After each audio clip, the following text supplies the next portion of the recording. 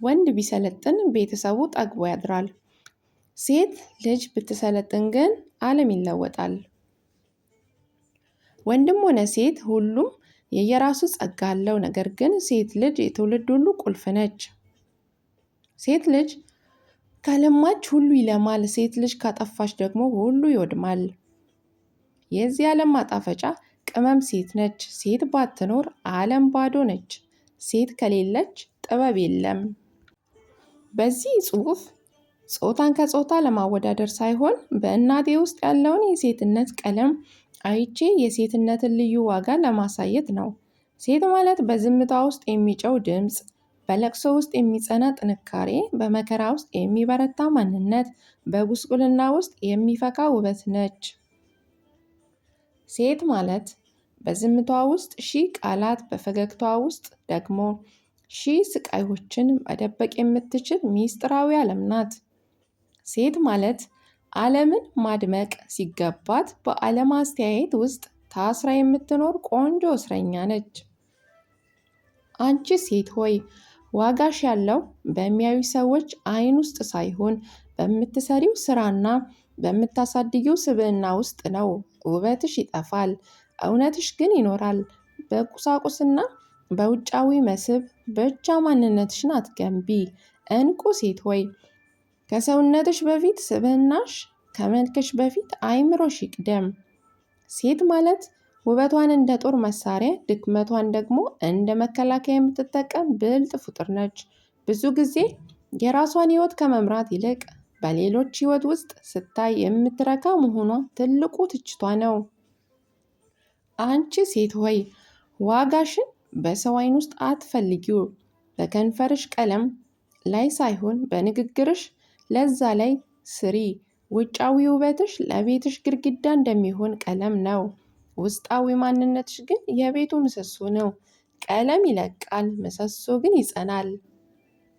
ሴት ማለት ራስን ዝቅ አድርጎ ሌላውን ከፍ ማድረግ ብቻ ሳይሆን ራስን አክብሮ ለሌሎች አርአያ መሆን ነው። ሴት ማለት ራሷን ችላ ስትቆም ዓለም የምታስደነግጥ፣ ስታፈቅር ዓለምን የምታለመልም፣ ስትማር ደግሞ ትውልድን የምትቀይር ኃይል ናት። ስለዚህ አይምሮሽን በእውቀት ልብሽን በቅንነት አስጊጪው። ሴት ማለት በጆሮዋ የምታፈቅር፣ በምላሷ የምታቆስል፣ በልቧ ግን የምትራራ እንቆቅልሽ ናት።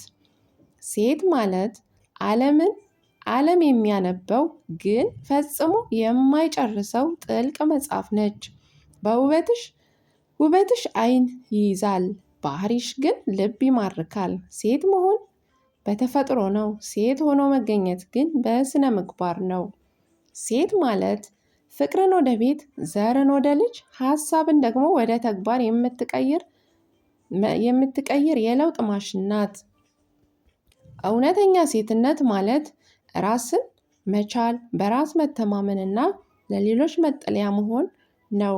አንቺ የዓለም መሰረት ነሽ። መሰረት ከደከመ ቤቱ ይፈርሳል። ስለዚህ ራስሽን አክብሪ፣ እውቀትሽን አሳድጊ። ሴት ማለት የምትወደድ ብቻ ሳይሆን የምትከበርና የምትደመጥ የጥበብ ምንጭ መሆን አለባት። ትክክለኛ ሴት ማለት በነገር የማትወጋ፣ በውበቷ የማታታልል፣ በሐሰት የማትመሰክር፣ በልቧ ቂም የሌለባት፣ በዓይኖቿ የማታመነዝር ሳትሆን በልቧ ፍቅር የሞላባት፣ አንደበቷ የሚያጸና እና በደግነትና በእውነት የምታሸንፍ ሩሩ አንጀት ያላት ፍጡር ነች። ሴት ማለት ዓለምን የምትሸከም፣ ሕይወትን የምትቀይር፣ ነገር ግን በትክክል ካልተያዘች እንደ ማዕበል ዓለምን የምታጠፋ ኃይል ናት። የለውጥና የስልጣኔ መሰረት ሴት ነች። አዎ፣ ወንድ ቢሰለጥን ቤተሰቡ ጠግቦ ያድር ይሆናል። ሴት ልጅ ግን ብትሰለጥን ዓለም ይለወጣል። ሴት ልጅ የለውጥ መሰረት ነች። ትውልድ የሚለማውም ሆነ የሚጠፋው በሴት ነው። ስላዳመጣችሁኝ አመሰግናለሁ። ምንጭ ሶሻል ሚዲያ